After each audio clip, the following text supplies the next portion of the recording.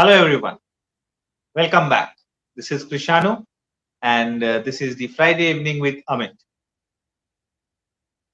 We are swamped with emails and messages and other forms of communications from so many of you across the world. Thank you for your response, and thank you for putting across your questions and views to us. We have tried to reply to you as much as we could. If we missed anyone, we are really sorry. We apologize for that. We would request you to resend your query or whatever you wanted to say to us, and we will most definitely respond to you. In some cases, Amit himself will respond to whoever is sending the query. Now, coming to the main topic of the show. But before we go to the topic, I would like to tell you we have a guest today along with Amit, and we will soon be talking about the guest. But first, let us have Amit on screen.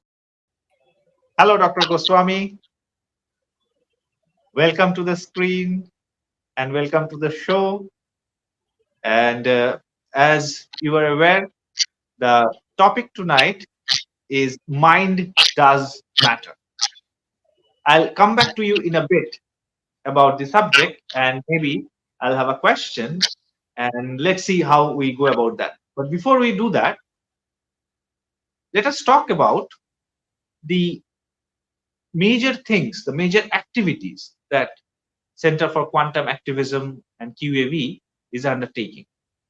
The major activity being the master's and PhD course. And as I said, we have received phenomenal responses over the last week or so.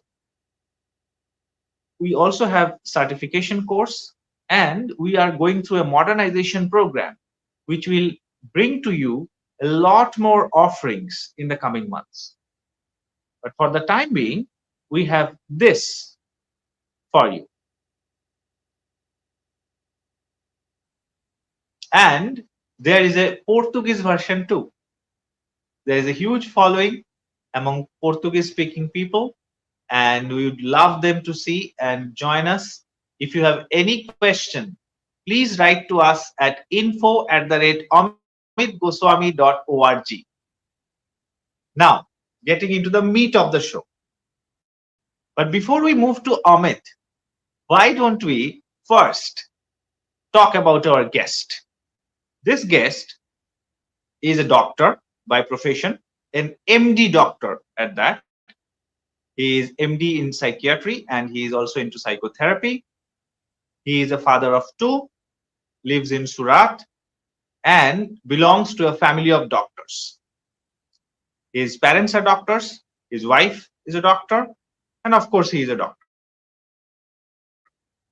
Very warm welcome, Dr. Sudeep Shroff. Sudeep is associated with us for more than 2 years. He is a practicing doctor for more than 15 years now. So my first question to Sudeep would be, why did you choose QAV? Krishanu, it's an interesting story, I can say, because I remember that when I was in my seventh standard, studying in the end of my primary school years, and I remember one of my science teacher, he was teaching the chapter on origin of life, and I felt during that time so much involved with the whole that 45 minutes of period there. And I was expecting that in the end, something so interesting will be revealed. But to my disappointment, Krishna, what happened that I had to finally settle myself with the fact that somehow the primary molecules of life, they come together, and in that primordial soup, somehow the life comes about. So, though rest of the class was satisfied, something within me was not happy at that moment. And I remember that lingering, deep-seated question in me. I continued carrying that for so long. Then happened that I joined my MBBS and then my MD psychiatry. And during my school and my college years, I also had my own share of anxiety episodes. So my uh, work of introspecting and trying to go deeper in understanding how thinking and feelings they interact was already going on, and the formal education in psychiatry gave me some understanding about how all those things work. But again, and another question was uh, remained unanswered even at the end of my psychiatry training, because what we do is that we are somehow made to go through the understanding that all our experiences, they originate in the brain. Like, I can say it this way, that the brain is the source of all the experiences that we have, and we use physical therapies in the form of molecules and other therapies which act on the brain to change the feelings and thinking and the resultant behaviors. I could reach to the satisfaction that those therapies, they do work, but I always felt whole throughout my training that something was being missed. So my own search of exploring various schools of psychologies and psychotherapies and other allied disciplines, I started reading and exploring more and following few authors. And then one day I ended up one of the videos of Dr. Goswami on YouTube. And believe me, that was the beginning of my new journey, where I started receiving some of the answers which I was searching for in, say, my last 10, 15 years of inquiry. So this is how I ended up with Dr. Goswami's work. Then I started exploring all of his books. And one day I got an opportunity to meet him in one of the workshops at Delhi. So this is how I entered into QAV. Okay, great. Thank you, Sudeep. Now, let us go to Dr. Goswami. Today's subject is mind does matter. When you say that, you really mean consciousness. I get that. The neuroscientists of the day, they generally believe that it's the brain which brings in the consciousness. What you are saying is quite the reverse. You are saying consciousness is bringing in the brain for the matter all matter. So, what is your take on this going reverse? Well, it is like this. In quantum physics, objects, material objects, are not like conventional Newtonian objects that we are familiar with. Instead, they are possibility waves. What does that mean? That means that an electron that normally we think of as a billiard ball, only very, very, very tiny, it's not really a billiard ball, very tiny at all, not in that way, but in the way where it is a wave which can be in many positions that spread and becomes bigger and bigger wave. Okay, you got the picture? So this is what matter is like. If an electron can be in many positions all at the same time, then why do the conventional picture? How does the conventional picture become so popular? That is because when we measure, we do see electron in one position. We never see electrons near about all the positions as a wave should. Is there a paradox here? No, there isn't any paradox either. Electron really is a wave of possibility, and because it's only possibility of consciousness to choose from, when consciousness chooses, then we get a particle, localized in one position. Consciousness chooses the position out of the many positions offered to consciousness to choose from. This is how every experience comes to us. All material experiences of sensing is really consciousness choosing from a bunch of possibilities. In this way, consciousness makes experience.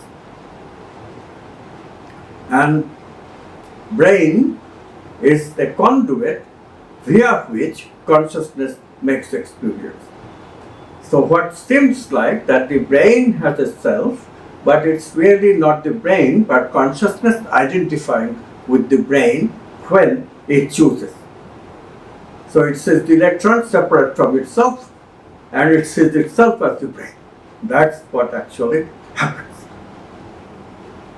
Is that clear now? How consciousness creates the world? The whole world is created like this, through an observer. For human observer, it's the brain. For any living observer, just life itself. A single living cell can similarly choose. However, be clear, choice is unconscious. We are not conscious about it. What does unconscious mean? That's the domain of potentiality in which consciousness acts. That domain in which the waves reside.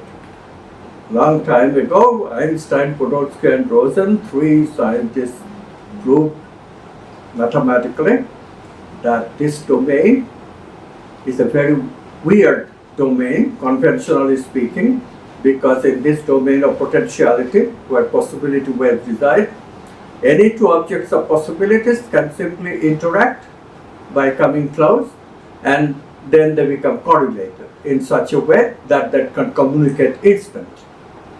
Instant communication means communication without signal. Communication with signal is what happens in space and time, and that is well known. And that always takes time. It's called locality. They are local signals. So when there is no signal involved, what name should we give it? We call it non-locality. And this non-locality, this non-local field that mediates this whole domain of potentiality is what people call consciousness. That's a leftover from spiritual traditions, which first discovered that it is so. Consciousness makes the world. All is really consciousness. And so from that tradition, we also use the word consciousness instead of creating another new word like quantum field. Thank you, Dr. Goswami. Wow, I can see Sudeep smiling. He must be willing to say something. So let us get back to Sudeep now. I understand that you have a clinic called Happiness, and Dr. Yes. Goswami also talks about happiness. Is that a coincidence, or is there a relationship between how quantum science and your profession works? So to speak, how is mental well-being, the treatment or looking after the mental well-being connected to quantum physics? Um, See, as I have already mentioned, that what we are being exposed to in our, mainstream medical education in the field of psychiatry is that the brain is the source of all our experiences. And I must admit here, because this will be going on record, that I must admit here that there is no doubt that the brain is involved in all our experiences. I happen to see day in, day out in my practice that using medicines and other physical therapies, when we make the intervention in the brain does change, and the people who are trapped in their painful emotions and thinking patterns, they do feel relief. And I have seen marriages being saved and lives being saved when appropriate and judicious use of medicines is carried out. Having said that, uh, I am yet to see, or I can say it this way, that I have seen that there are data showing the correlation of the brain with human experiences and mental health issues. But I'm yet to see any convincing data that could convince me that the brain is the origin of all those experiences, normal, positive, or painful, or the negative experiences. So, in my 15 years of clinical practice, I have seen that medicines do help, but I have always realized that something was not adequate when it comes to making a significant difference in the lives of people. Few psychotherapies which I have started adopting and integrating in my work did help, but I have no hesitation here to say that quantum science is the one that helps integrating comprehensively all aspects of human experiences. It brings in the process of creativity when it comes to the transformation of a human being. Whether the person is suffering from a disease, then bringing him or her to the level of neutral, and then taking him or her to the level of positive mental health. So, creativity, then ideas about archetypes, the concepts related to feelings, these all concepts and ideas are so comprehensively, Krishanu, they are integrated in the quantum science. So I can say that the further exploration in this field should add a lot of value when it comes to mental health issues and the treatment or intervention for the same. Thank you, Sudeep. Again, since we were talking about our courses and various offerings that we are currently coming up with, and we see a huge demand across the world about quantum activism. So, as a person who is already in, what would you like to say others who are wishing to join us? I can say that anybody who is interested in exploring uh, the field of human experiences in all its aspects and spheres, in my opinion, the quantum science is providing you with the solid theoretical foundation. Dr. Goswami's decades of work and exploration, they bring some very solid scientific data to support what is being said. And at the same time, this is not just the theoretical talks that anyone who joins will encounter, but there are some practical tips and practices and exercises which you may find so useful in making the quote unquote real transformation if you are looking forward to. The work here is not limited just to mental health. It spreads across many disciplines of human endeavors. Maybe it's economics, maybe creativity, mental health, physical health, even politics. So, I would always encourage anyone who is seriously looking forward to go in the depth and breadth of the nature of reality and who we truly are. I think quantum science is the way to go. Thank you. Thank you, Sudeep. And thank you for being with us and giving us this valuable time. We wish you all the very best in whatever you are doing, and especially in quantum activism. And I'm sure Thank you. your institute, your clinic, happiness will do just that and spread a huge amount of happiness in the world. Thank you so much. Thank you, Krishan. Well, Dr. Goswami, back to you again. And you remember we promised a story to our audience, and they are waiting. So why don't you tell one to us? Well, okay, I guess I can tell a story. Obviously, people cannot see very easily that consciousness is so expanded, like ground of being. What does it mean? Consciousness is non-local. It's a field that is everything and everywhere. Everything meaning that everything belongs to it, and nothing is outside of it. But we cannot picture things this way. We experience consciousness in a very localized way, associated with the brain, maybe a little bit different. We cannot say where in the brain, etc. Nobody thinks that way. But how, can you suggest how to see consciousness the other way? Well, this story illustrates the difficulty. Does not give an answer, but the story is cute. A king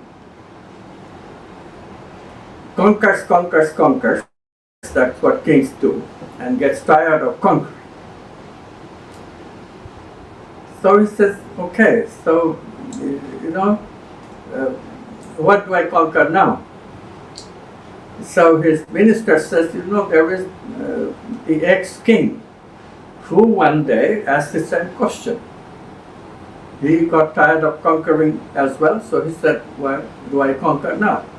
And he went out of the kingdom, and he's still there. You can probably find him. He never came back. And from outside, he seems to be very engaged with whatever he's doing. And he really did conquer everything, like you. So maybe if you conquer him, then you can prove that you are the all-powerful conqueror.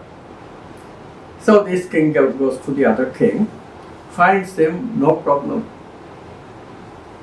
He looks like an inconsequential hermit.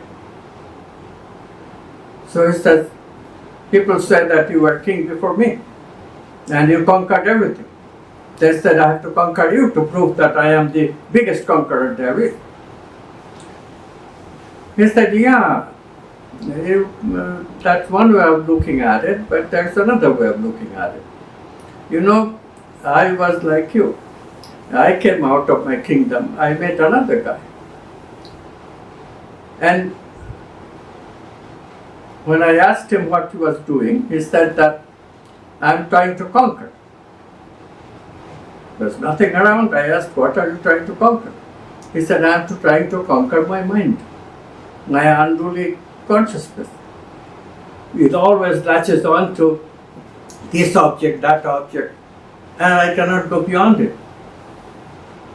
I too was like you, and busy in conquering, and then I came and asked a hermit, and he said, if you can conquer this busybody mind, that's the best conquering.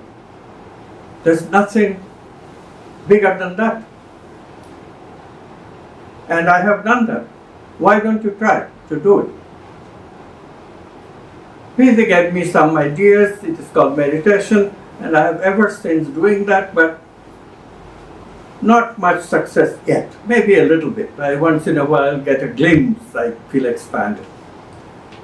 You want to try? So the king says, oh, Jesus, you are absolutely naive. It's very simple. I'll just sit and do it right away. I can conquer my mind just like that. So it says, Soleno Parichate, proof is in the pudding. You sit and you do it. So the king sat and started doing it. And doing it. And doing it. Nothing doing. In exasperation, he says, is this what you meant? It is very tough.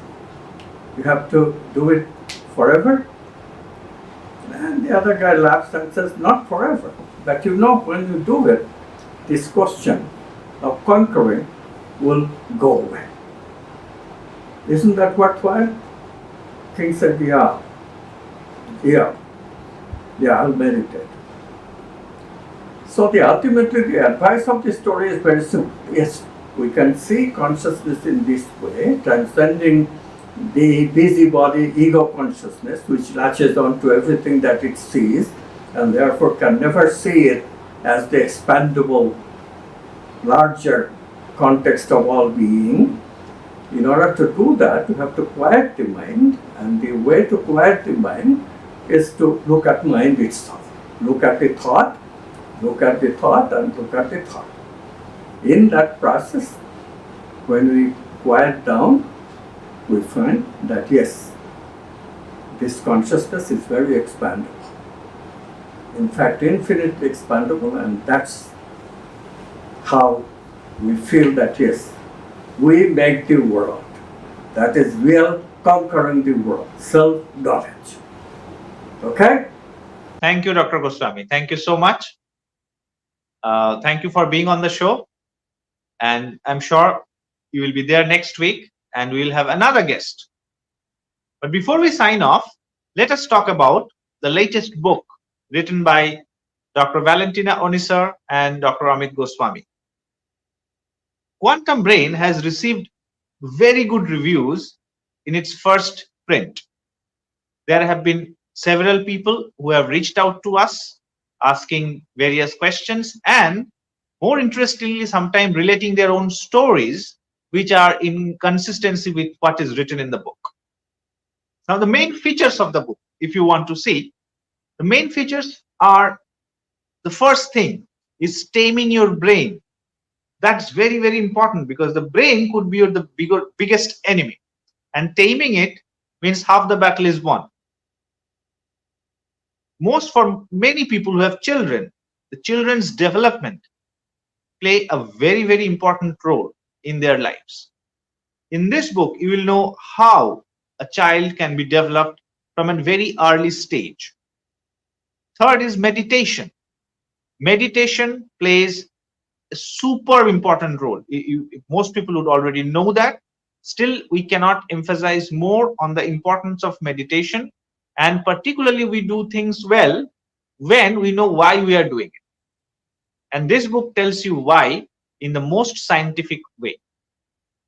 If you have to look at transformation of your brain, and through that you can have brilliant effects on your relationships. Just imagine how good would that be for your life in general.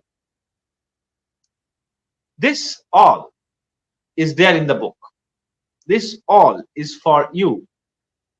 And we believe that, by reading this book, you will be able to awaken your higher intelligence. And you will know how good life can be. You can actually live to your best potential. See, here, what we do is very practical to you. Even in the Masters and PhD course. Think about any Masters and PhD course, even in the professional ones. So you learn something. In many cases, it is not at all associated with what you do later in life. In some cases, it is. And but then it is only and only restricted to a particular vocation. But think about a course which tells you how to live your life to the fullest and get a degree at that. So this is something what we are doing. And we invite you to come, see what we are there to offer. And if you have any questions, feel free to contact us on info@amitgoswami.org. We reply to every email that we receive, every one of them, waiting for your email. Thank you so much and see you next week. All the best. Have a fantastic week ahead. Bye bye.